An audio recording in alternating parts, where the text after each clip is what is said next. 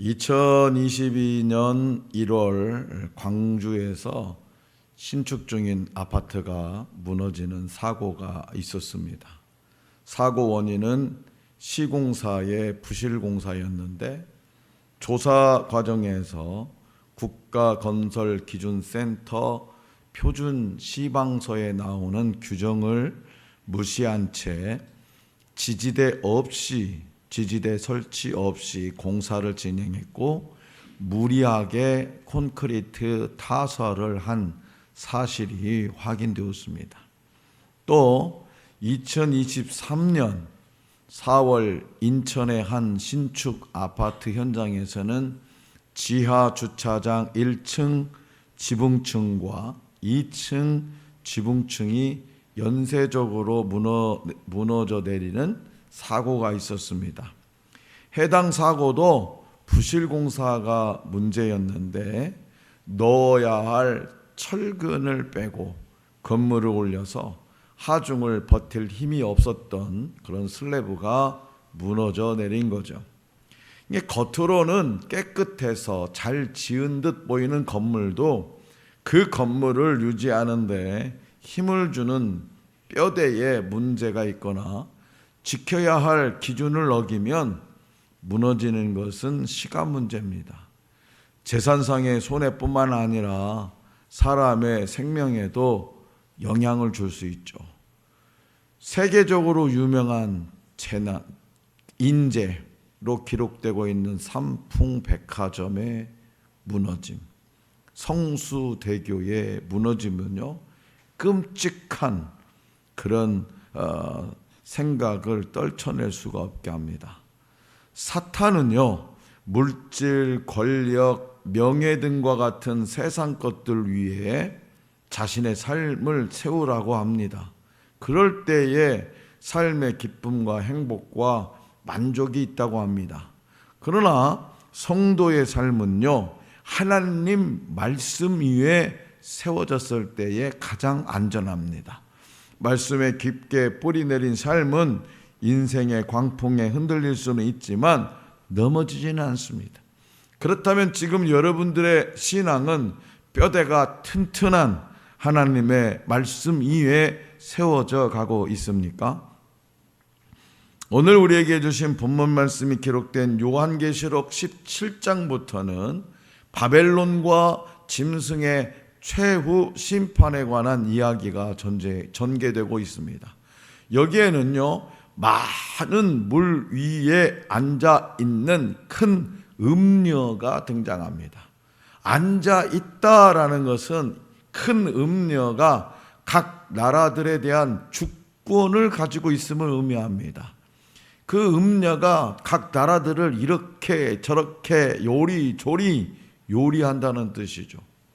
음녀 바벨론은 그래서 제사장들이 입었던 자주색과 붉은색 옷을 입고 금과 보석과 진주로 화려하게 꾸며댔습니다. 또한 그 손에는 가증한 것과 음행에 불결한 것들로 가득 찬 금잔을 들고 있습니다.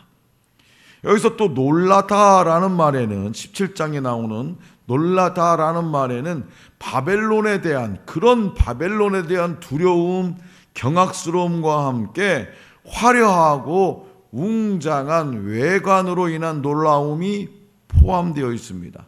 그렇기 때문에 천사는 그렇게 놀라대는 그렇게 그런 요한을 향해 책망하듯이 정신을 차리도록 왜 놀라느냐, 요한에게 왜 놀라느냐라고 말합니다. 천사의 이 말은 오늘날 세상을 살아가는 성도들에게 깊은 깨달음을 줍니다. 다시 말해서 이 세상을 살아가는 여러분들이 거짓 진리와 권세들 앞에서 그것이 큰 두려움과 유혹으로 다가올지라도 두려워하거나 혹은 당혹해서는 안 된다라는 겁니다. 자, 그렇다면 큰 권세를 가진 천사가 하늘에서 내려왔을 때 요한이 본 것과 들은 것은 무엇일까요? 본문 말씀을 통해 하나님께서 오늘 저와 여러분들에게 말씀하시고자 하는 것은 무엇일까요? 자, 본문 말씀 1절에서 3절입니다. 다 같이 한번 받들겠습니다. 시작. 이 일 후에 다른 천사가 하늘에서 내려오는 것을 보니 큰 권세를 가졌는데 그의 영광으로 땅이 환하여지더라. 힘찬 음성으로 외쳐 이르되 무너졌도다 무너졌도다. 큰 성 바벨론이여 귀신의 처소와 각종 더러운 영이 모이는 곳과 각종 더럽고 가증한 새들이 모이는 곳이 되었도다. 그 음행의 진노는 포도주에 말미암아 만국이 무너졌으며 또 땅의 왕들이 그와 더불어 음행하였으며 땅의 상인들도 그 사치의 세력으로 치부하였도다 하더라. 아멘. 17장에서 세상의 모든 권력과 권세를 쥐고 그리스도인들을 박해하는 음녀 바벨론의 모습은 성도들에게 두려움을 주기에 충분하죠. 음녀 바벨론은 번영과 안전과 힘을 보장합니다. 그리고 하나님의 자리를 대신하려고 했습니다. 이렇게 강력한 음녀 바벨론의 유혹을 거부하는 일은 세상에서의 격리와 배척, 가난과 굶주림, 심지어 폭력과 죽음에 이르는 그런 결과를 초래할 수 있었습니다. 이런 두려움과 혼란 가운데 살아가는 그리스도인들에게 큰 권세를 가진 천사의 등장은 세상이라는 이 음녀 바벨론의 실체를 바른 눈으로 보게 했습니다. 다시 말해서 요한이 본 환상은 당시 성도들에게 두려운 대상으로 인식되었던 이 음녀 바벨론에 대한 환상을 제거한 거예요. 세상을 상징하는 큰 성 바벨론은 귀신의 처사였고 각종 더러운 영의 소굴이었고 가증한 새들이 모이는 곳이었습니다. 그러나 큰 권세를 가진 천사가 하늘에서 내려오자 그곳이 영광의 땅으로 환하여집니다. 본문 말씀 2절에서 무너졌도다 라는 말은 무너지다, 떨어지다 라는 뜻으로 결국 바벨론이 완전한 멸망에 이를 것을 강조합니다. 다시 말해서 바벨론은 하나님의 심판과 멸망을 피할 수 없었습니다. 성도 여러분, 그렇다면 거짓된 번영과 안정을 보장하는 바벨론과 같은 이 세상에서 하나님의 자녀인 저와 여러분들은 어떻게 살아야 할까요? 술에 취한 사람들은요, 자신이 취했다고 말하지 않습니다. 어이 자네 취했어, 빨리 이제 일어나니까 그만 마시지. 야, 나 하나도 안 취했어. 야, 나 걸음걸이 안 볼래? 그 비틀비틀 걸으면서 하나도 안 취했대. 세상이라는 바벨론이 주는 포도주에 취한 사람도 마찬가지의 특징을 가집니다. 필요 이상의 것을 요구하는 사람은 탐욕에 사로잡힌 인생입니다. 자신의 욕구를 채우기 위해서라면 어떤 인간적인 관계나 양심이나 목적 등은 간과하고 오로지 욕구 충족을 기준으로 생각하고 행동합니다. 서머나 교회는 경제적 번영과 권력을 위해서 황제를 숭배해야 할 그런 처지에 놓여 있었습니다. 권력, 경제적 번영 이런 것들을 취하기 위해서 황제를 숭배하면 그 모든 것들이 주어지는 상황이었어요. 돈, 권력 이런 것들이. 이를 거절한다면 경제적인 문제는 물론 로마의 허락하에 누리던 무역 특혜마저도, 돈벌이마저도, 엄청난 돈벌이마저도 포기해야 했습니다. 그러나 이들은 세상이 아니라, 저 바벨론과 같은 세상이 아니라, 음녀 그런 세상이 아니라 하나님을 기준으로 판단하고 신실하게 믿음을 지켰어요. 그래서 현실에서는 궁핍했지만 실상은 부유한 자라는 칭찬을 들었습니다. 노아는 작은 구름 조각 같은 그런 작은 증거조차 없었던 시대에 방주를, 하나님 명령에 방주를 만드는 믿음의 삶은 살았어요. 아브라함은 우상 숭배가 가득한 본토에서 떠나라는 하나님 명령에 순종함으로 믿음의 삶을 살았어요. 베드로는 소중한 재산인 그물을 버리고 예수님을 따르는 믿음의 삶을 살았고, 바울은 일생을 바쳐서 복음을 전하는 믿음의 삶을 살았어요. 그러나 세상이 주는 단맛에 길든 인생은요, 결국 파멸을 경험할 뿐입니다. 그렇기 때문에 저와 여러분들은 세상이 주는 단맛이 아니라 하나님이 주시는 하늘의 단맛을 경험해야 돼요. 그러면 하늘의 단맛이 뭐냐? 하늘의 단맛, 너는 마음을 다하고 뜻을 다하고 힘을 다하여 내 하나님 여호와를 사랑하라 하신 말씀처럼 삶의 목적과 방향을 하나님께로만 맞추는 삶을 말해요. 그것이 뭐냐? 하늘의 단맛이에요. 그렇게 살아가는 저와 여러분들이 될 수 있기를 원합니다.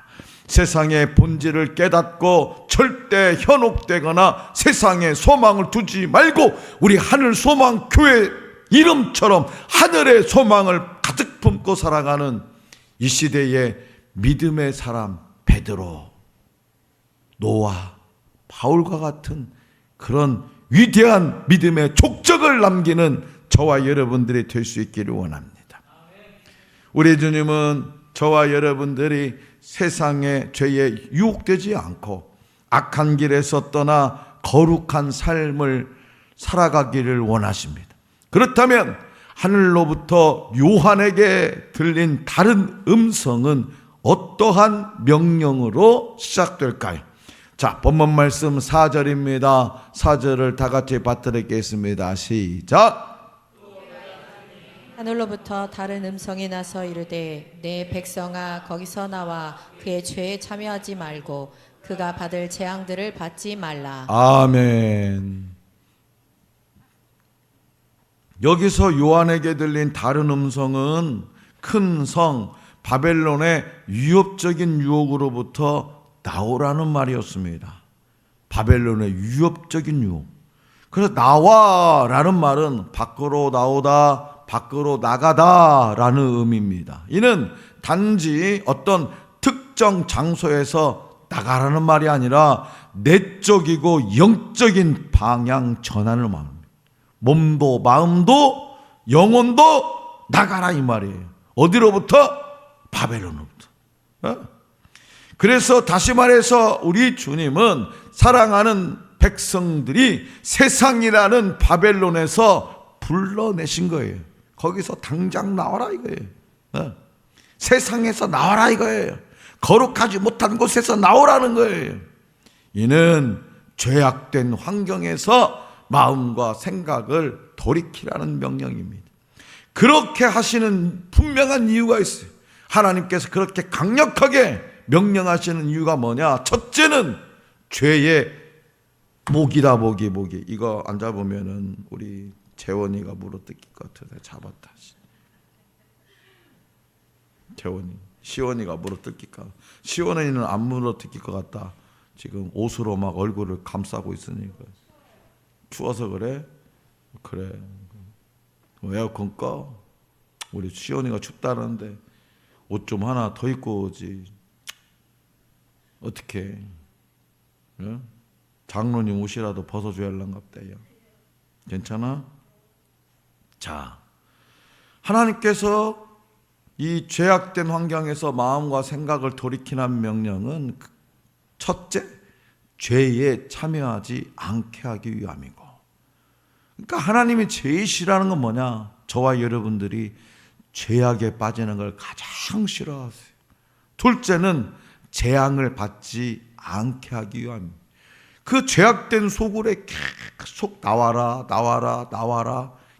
계속해서 수많은 선지자, 모세부터 시작해가지고 수많은 선지자를 세우고 지금도 강단에 목사를 세워서 나와라 그렇게 해도 안 나오면 끝까지 버티면 어떻게 된다? 마지막 심판날에 재앙을 받는다. 그러면 재앙을 받지 않게 하기 위해서 빨리 나오라는 거예요.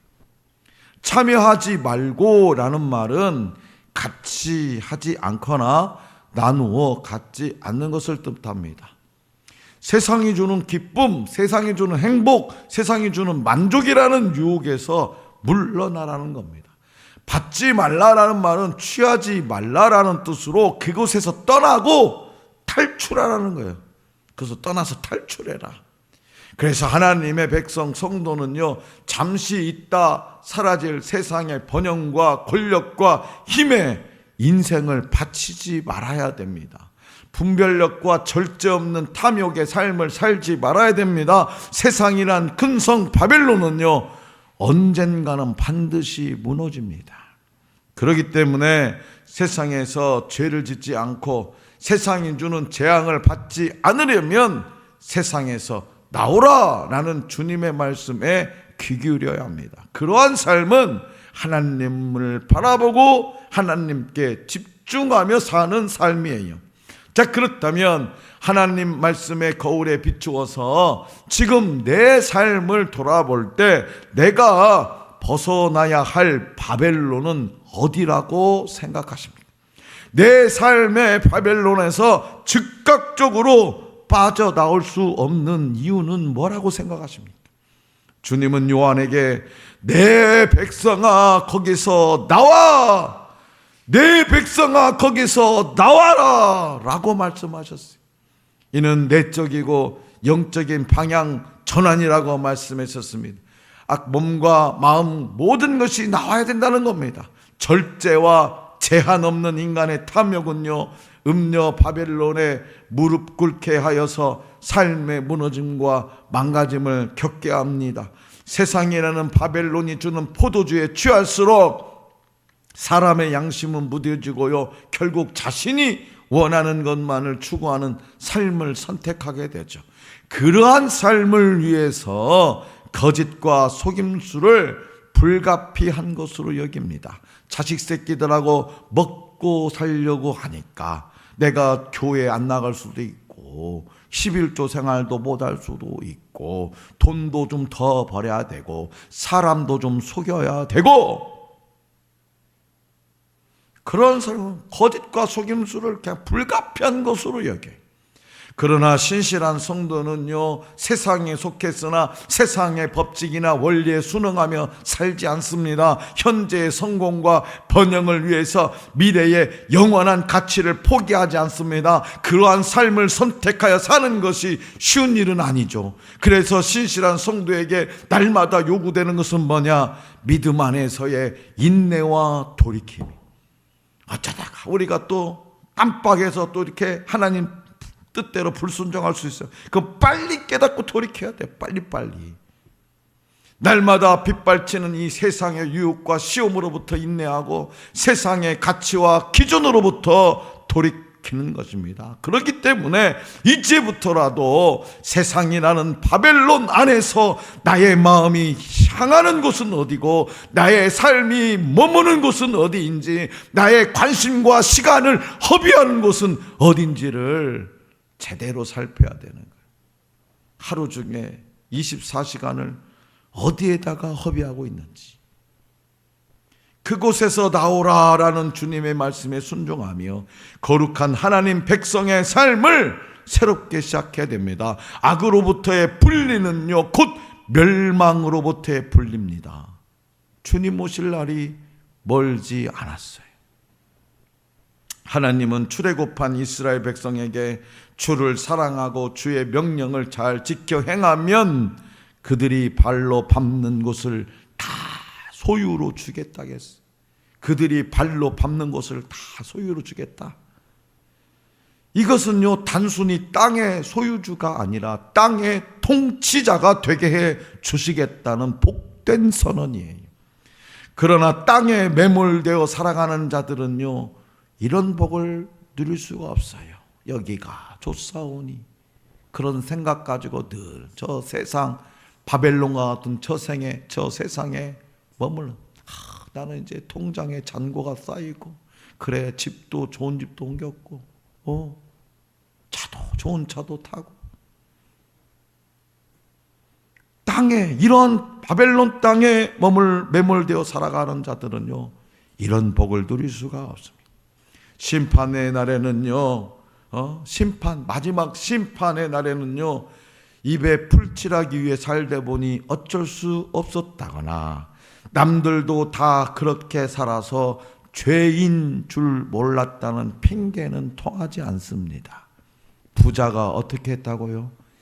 이를 갈며 슬피 울었다고 했어요. 하나님은 요한계시록을 통해 이미 악에서 빠져나오라고 명령하셨고 죄악의 참여의 재앙을 받지 말라고 경고하셨기 때문입니다. 하나님을 대적하는 세력은요, 그 누구든 그 자신의 악행대로 엄중한 심판을 받습니다. 본문 말씀 7절에 기록된 대로 강력한 국력을 자랑하고 전쟁에서 한 번도 져본 적이 없는 강대국이라도 심판의 날에는 그 힘과 유용이 모두 소용없었습니다. 하나님의 심판 앞에서는요, 모든 것이 무용지물이에요.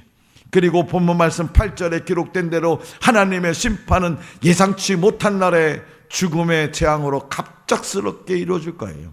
나라 전체가 흉년으로 경제적 타격을 입고 도시는 완전히 파괴될 겁니다. 2000년이 지난 지금 이탈리아가 로마 시대의 유적으로 세계 최고의 관광지가 되었을 정도로 로마의 권력자들이 누렸던 그 영화화 사치는요, 극심했어요. 그들은 고통과 애통함으로 그 화려했던 영화와 사치를 갚아야만 했습니다. 한때 잘 살았으면 바람에 내가 이래봬도 소시적에는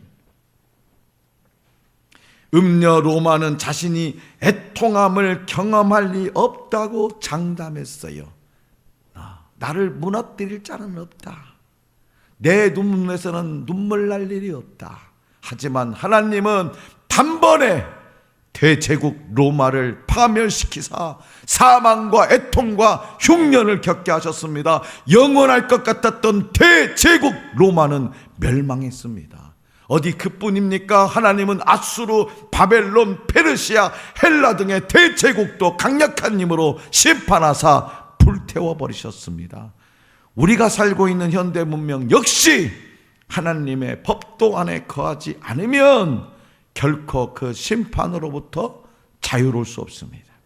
다시 말해서 헛된 번영과 거짓된 안정을 보장하면서 음란과 죄악의 길을 따르도록 현혹하는 세상의 끝은 뭐냐? 결국에는 멸망이에요. 그것도 어떤 멸망, 한시적인 멸망이 아니라 영원한 멸망. 바벨론은 사치, 방탕, 음란, 우상숭배, 교만 등 온갖 죄악의 온상입니다. 저 세상은 바벨론과 같은 거예요. 사랑하는 성도 여러분, 하나님의 심판으로 멸망할 음녀 바벨론의 실체를 알게 된 저와 여러분들은 지체하지 말고 그곳을 빠져나와야 됩니다. 탈출해야 됩니다. 하나님 안에만 안식이 있음을 기억하고 참 기쁨과 영생에 있는 하나님 나라에 들어가기를 소망해야 됩니다. 멋지고 화려해 보이는 저 세상을 따라가면 하나님과는 멀어집니다. 하늘 소망교회 성도는 죄의 세력과 손잡지 말아야 됩니다. 멸망이 기다리는 바벨론을 속히 떠나 주님께로 향해야 됩니다. 우리도 초대교회 성도들처럼 세상의 유혹과 핍박을 이겨내고 거룩함을 올곧게 지켜내야 합니다. 그러므로 내 삶을 속이고 무너뜨리는 영적 바벨론, 지금 거기서 나오라는 주님의 명령에 순종하시기 바랍니다. 죄를 멀리하고 하나님을 가까이하며 신실한 하나님 백성으로 살아가는 우리 모두가 될 수 있기를 간절히 기원합니다.